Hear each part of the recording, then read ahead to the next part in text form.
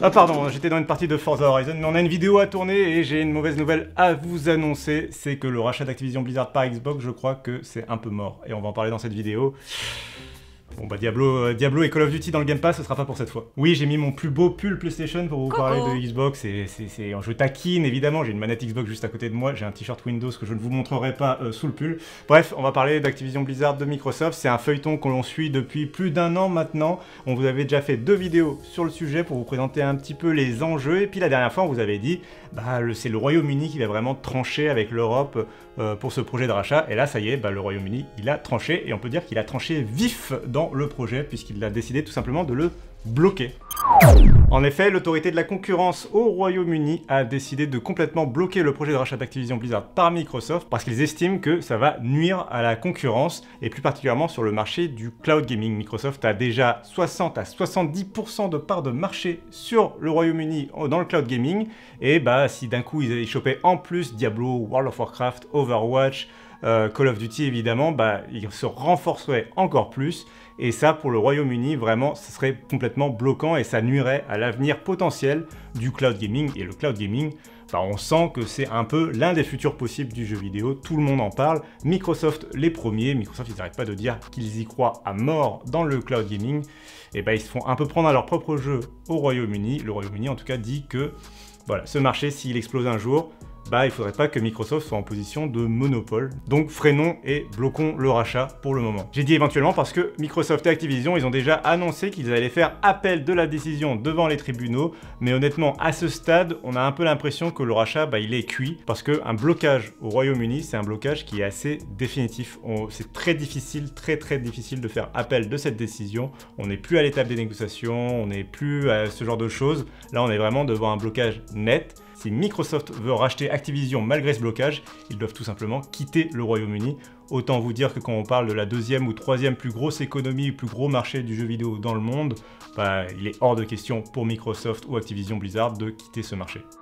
Alors si vous suivez l'actualité du jeu vidéo, vous avez peut-être entendu parler des fameux accords qu'avait signé Microsoft pour pouvoir proposer et Call of Duty et d'une manière générale les jeux Xbox et les jeux Activision Blizzard chez Nintendo, chez Valve, chez Nvidia et même tous les autres services de cloud gaming. Ces accords-là, ils étaient pour une durée de 10 ans. C'était vraiment un pari de la part de Microsoft de vouloir essayer de convaincre le Royaume-Uni en signant ce genre d'accord. Et ça n'a pas marché, le pari n'a pas payé. En fait, le problème pour le Royaume-Uni, c'est tout simplement que ces contrats déjà ne durent que 10 ans, et en plus, pour pas rentrer trop dans les détails, il y avait encore des façons pour Microsoft de gagner dans l'affaire. Donc par exemple, si vous achetez Call of Duty chez GeForce Now de Nvidia, bah vous allez quand même devoir payer le jeu et donc quand même donner de l'argent à Microsoft. Donc Microsoft est gagnant dans l'affaire. En plus, GeForce Now, ça tourne sur des serveurs qui tournent sous Windows. Donc encore une fois, Microsoft est gagnant dans l'affaire. Et ça n'a pas passé inaperçu auprès de la CMA, l'autorité de la concurrence au Royaume-Uni. Et donc bah, ils ont décidé de ne pas être convaincus par toutes ces décisions-là, par ces projets-là de la part de Microsoft. Et ils ont voulu vraiment bloquer tout ça. Donc bref, qu'est-ce que ça veut dire tout ça? Parce que là on se perd un peu dans les détails judiciaires, juridiques, etc. Ce que ça veut dire, c'est déjà d'une part que les jeux Activision Blizzard ne seront pas chez Microsoft a priori. En tout cas, vraiment le rachat prend une mauvaise tournure. Et si Microsoft décide par exemple d'abandonner le rachat, vraiment les deux entités resteront bien indépendantes. Call of Duty n'arrivera pas dans le Game Pass, Diablo n'arrivera pas dans le Game Pass, etc.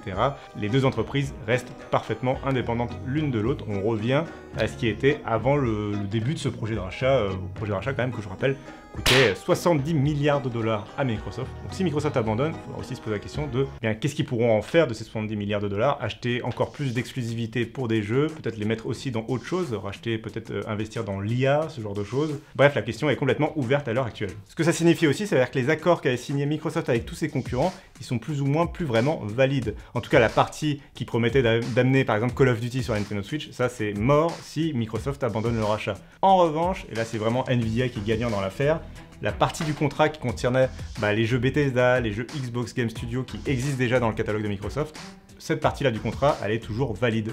Donc, si vous êtes abonné à GeForce Now, vous aurez bien le droit au Elder Scrolls, au Doom, au Wolfenstein, à tous les jeux, même Forza, Gears, etc. Bref, tous les jeux qui existent actuellement chez Microsoft sans Activision Blizzard, ils arriveront bien sur GeForce Now. Bon, depuis le début de cette vidéo, je parle beaucoup d'abandon du rachat, le fait que ça tourne mal, etc.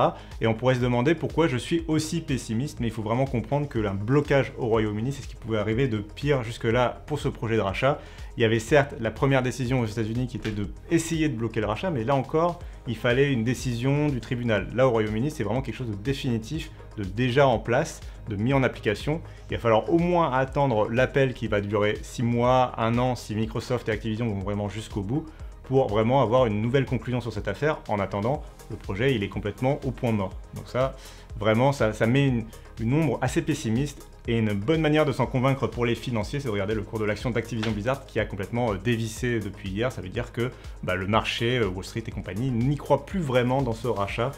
Au contraire, par contre, celui de Microsoft, le cours de l'action de Microsoft avait bondi parce que, en dehors de leurs plutôt bons résultats trimestriels, il y a aussi le fait que d'un coup, ils chopent 70 milliards d'économies, donc peut-être que le marché était plutôt content aussi que ce rachat ne se fasse pas. Donc bref, on prend un chemin assez pessimiste. La prochaine échéance, c'est en mai avec la décision de l'Union Européenne.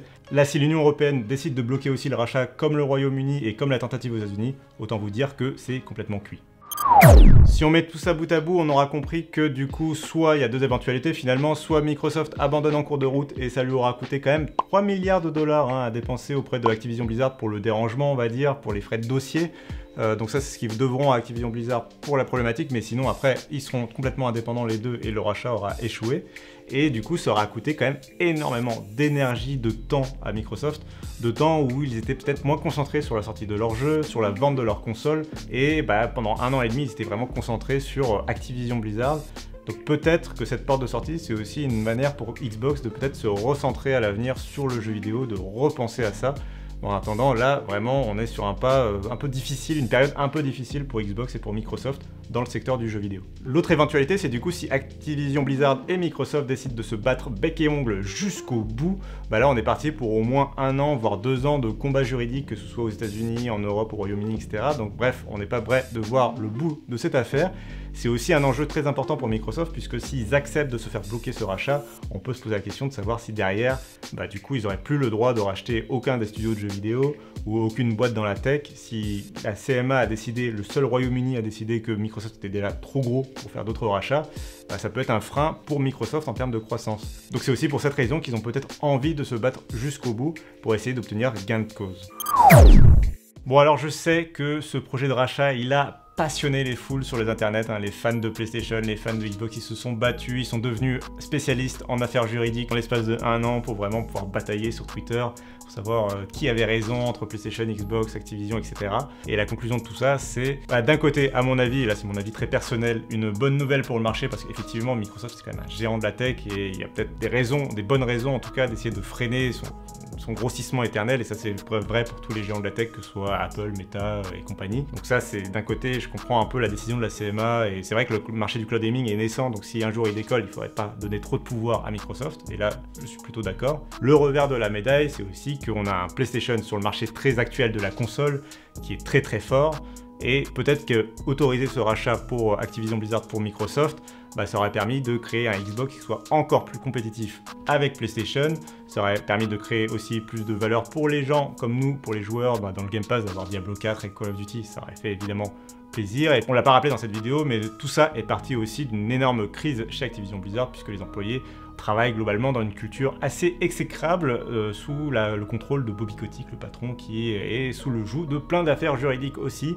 Donc bref, c'était une façon, ce rachat, d'imaginer enfin une porte de sortie chez Microsoft, pour qui la culture d'entreprise est peut-être pas parfaite, mais en tout cas un peu meilleure que celle de chez Activision Blizzard. Donc il y a du pour et du contre dans cette affaire. Visiblement, là pour l'instant, le contre est plutôt en train de gagner. Voilà, c'est tout ce qu'on pouvait dire sur ce nouvel épisode, sur ce feuilleton. On se retrouve peut-être pour un prochain épisode si d'aventure il y a encore des rebondissements, ou si en tout cas on aura la conclusion de l'affaire le jour où Microsoft abandonne tout ça, ou alors le jour où ils arrivent à obtenir gain de cause et tout ça est validé. On aura peut-être l'occasion de s'en reparler sur cette vidéo. En attendant, je vous invite à aller lire notre dossier complet sur frandroid.com et évidemment à nous suivre sur les réseaux sociaux, sur YouTube, sur Twitch, bref partout.